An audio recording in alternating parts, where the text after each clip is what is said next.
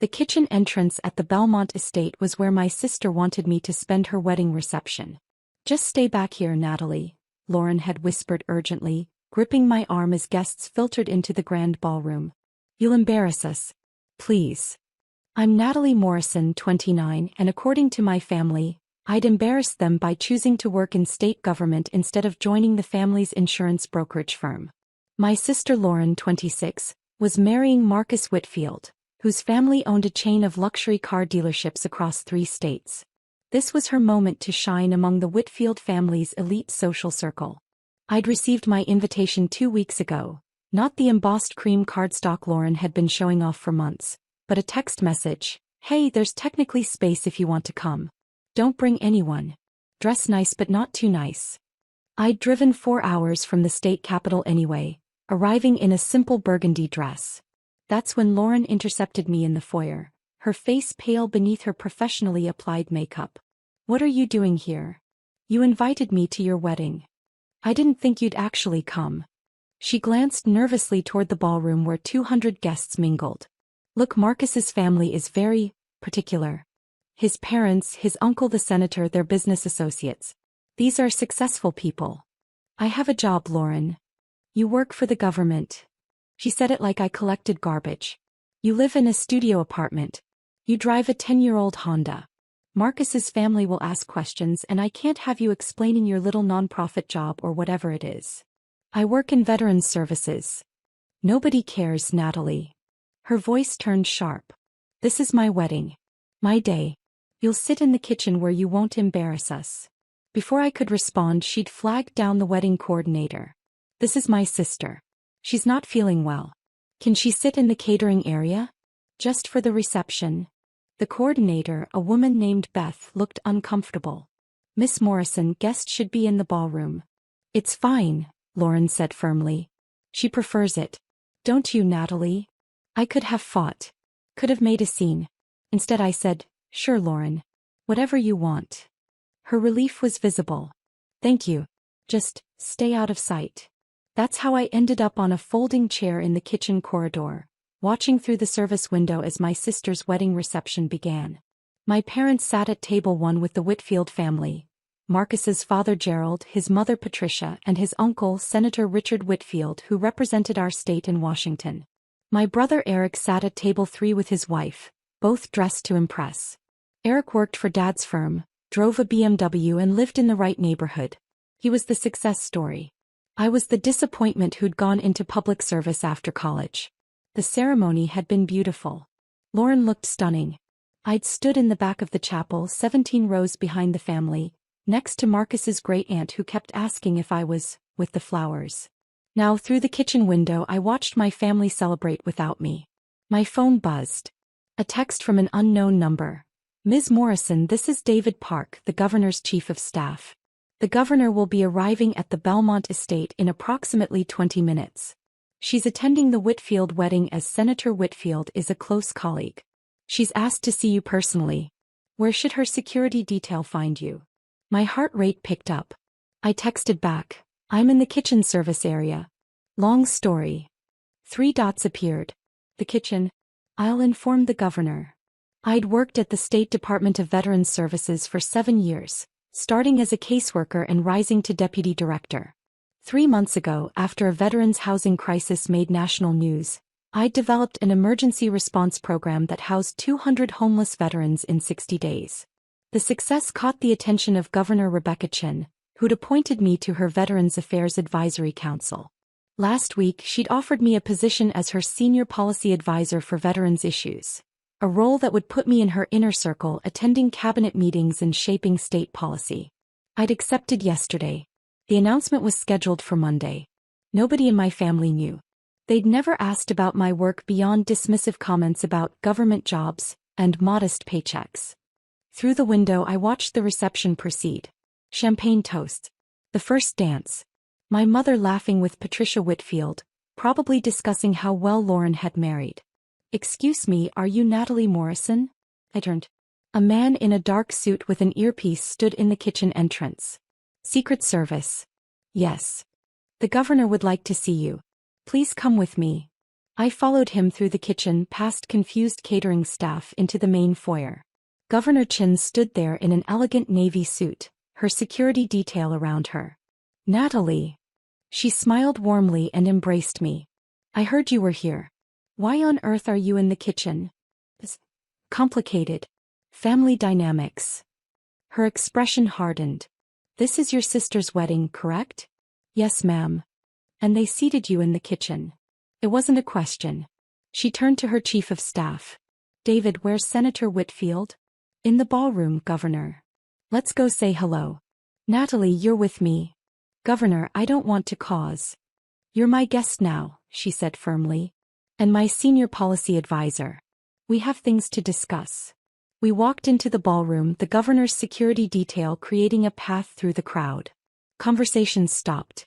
Heads turned. Governor Rebecca Chin was instantly recognizable. She'd been on the cover of Time magazine last month as one of America's most effective governors. Senator Whitfield spotted her immediately and approached, hand extended. Governor Chin. What an honor. I didn't know you were coming. Richard. She shook his hand. I wouldn't miss your nephew's wedding. I'm actually here to see one of the guests.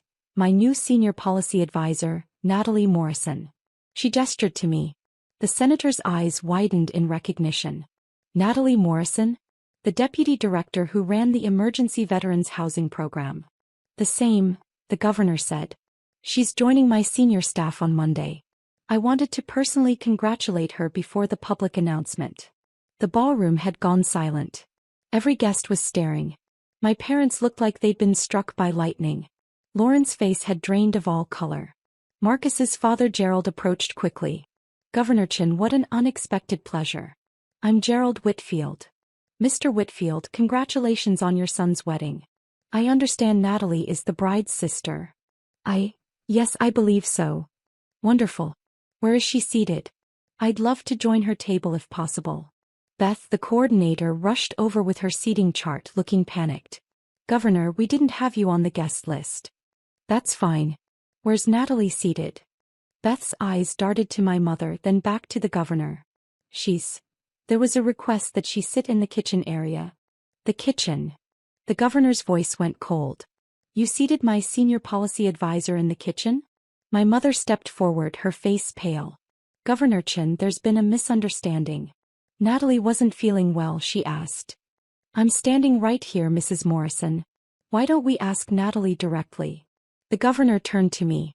Did you ask to sit in the kitchen? 200 pairs of eyes waited for my answer. My sister suggested it would be better if I stayed out of sight, I said quietly. She was concerned I'd embarrass the family in front of the Whitfield social circle. Lauren made a choking sound.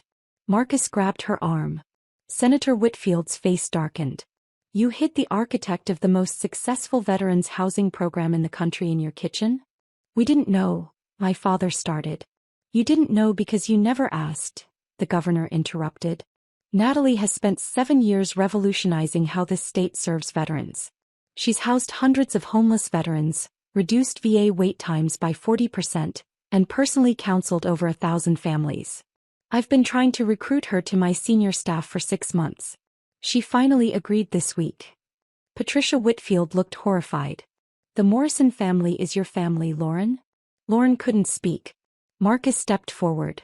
Governor, if we'd known about Natalie's position. Her position shouldn't matter, the governor said sharply. She's family. But since it apparently does matter to the Whitfields, let me be clear. As of Monday, Natalie will be attending cabinet meetings, advising me on policy affecting 300,000 veterans in this state, and representing my administration at national conferences. She'll have an office in the Capitol and a seat at every important table in state government. She turned to Beth. Now, where should my honored guest be seated? Beth stammered. The head table is reserved for immediate family. Perfect. That's where she belongs anyway. The governor offered me her arm. Shall we? As we walked toward the head table where Lauren and Marcus sat frozen, I heard the whispers explode behind us. That's the governor's new advisor? They made her sit in the kitchen? The Morrison family must be mortified. We reached the head table. The governor smiled at Lauren. Congratulations on your wedding. I hope you don't mind if I borrow your sister for a bit. We have policy matters to discuss. Lauren's mouth opened and closed. No sound came out. The governor turned to Senator Whitfield, who'd followed us. Richard, join us? I'd love Natalie's input on the veterans' employment bill you're sponsoring. For the next hour, I sat at the head table with the governor and Senator Whitfield, discussing policy while my sister's wedding reception happened around us. Guests lined up to introduce themselves, to congratulate me, to ask about the veterans program. Business cards appeared from my pockets from nonprofit directors, corporate executives, and government officials. My parents tried to approach once. The governor's security detail politely suggested they wait. When the governor finally had to leave for another engagement, she embraced me again. I'll see you Monday morning, 9 a.m. We have a busy week ahead. Thank you, Governor. Thank me by continuing to do the work you do. She lowered her voice. And Natalie? Family who can't see your worth don't deserve access to your success. After she left, the ballroom felt different. Guests who'd ignored me now wanted to talk. The Whitfield family circled, asking questions about my work, my new role, my plans. Lauren appeared at my elbow, mascara smeared. Natalie, I didn't know. If I'd known you worked with the governor. You didn't know because you never asked what I actually do, I said calmly. You assumed because I don't drive a luxury car or work in Dad's firm that my work didn't matter. You let me put you in the kitchen. Her voice broke. You ordered me to stay in the kitchen so I wouldn't embarrass you. I honored your request. The governor's arrival wasn't planned. Marcus joined us, looking shell-shocked. My uncle just told me you're joining the governor's senior staff. He's been trying to schedule a meeting with you for weeks about the veterans' employment bill. I know. I've been reviewing his proposed legislation. We should talk. My family's foundation does veterans work. Your family foundation that didn't think I belonged in your wedding ballroom? I picked up my purse. I don't think so, Marcus. My father pushed through the crowd. Natalie, we need to talk about this privately. About what, Dad? About how you told Senator Whitfield I had a little government job? He repeated it to the governor. She wasn't pleased. His face went red. I didn't know the scope of your work. Biz, you never asked. You were too busy being embarrassed that I didn't join the insurance firm. My mother was crying at table 1. My brother Eric stared at his phone, probably reading news coverage of the governor's surprise appearance. I walked out of the Belmont estate into the cool evening air. My phone buzzed with messages. Colleagues congratulating me, reporters requesting interviews about the new appointment, invitations to speaking engagements. The society page the next morning was devastating for my family. Governor Crash's wedding to rescue senior advisor hidden in kitchen, ran with photos of Governor Chin escorting me to the head table while my family looked on in shock. The article detailed my work, the emergency housing program, and my new position. It also included quotes from wedding guests who'd witnessed my sister's request that I stay hidden and my parents' dismissive comments about my career. Lauren called 37 times that week. I didn't answer. My official start date as senior policy advisor was Monday morning. The governor held a press conference introducing me as part of her expanded Veterans Initiative. Senator Whitfield attended, praising my work and announcing his collaboration with my office. My family showed up uninvited. Security turned them away. That Friday, the governor invited me to a meeting with the Secretary of Veterans Affairs in Washington. We flew on the state plane. As we lifted off, she handed me a folder. Your family has been calling my office requesting access to you. I'm sorry. Don't be. I wanted you to know so you can decide how to handle it. But Natalie. She met my eyes. You owe them nothing. You built this career despite them, not because of them. I looked out the window at the state falling away below us. Somewhere down there, my family was processing the reality that the daughter they'd hidden in a kitchen was now dining with governors and senators. The kitchen had given me the perfect view of who they really were. And the governor's arrival had given 200 wedding guests the same view of me. I belonged at the table. I always had. They'd just been too blind to see it. 6 months later, I stood in the governor's office as she signed the Veterans Housing Initiative into law, legislation I'd written. Senator Whitfield attended the signing ceremony, shaking my hand for the cameras. Your family must be incredibly proud, he said. I smiled politely. They'd sent flowers to my office every week since the wedding. I'd donated them all to the VA hospital. My promotion to Chief Veterans Policy Officer came in the spring. The announcement made national news. My face appeared on the cover of Government Executive magazine, the policymaker who started in a kitchen.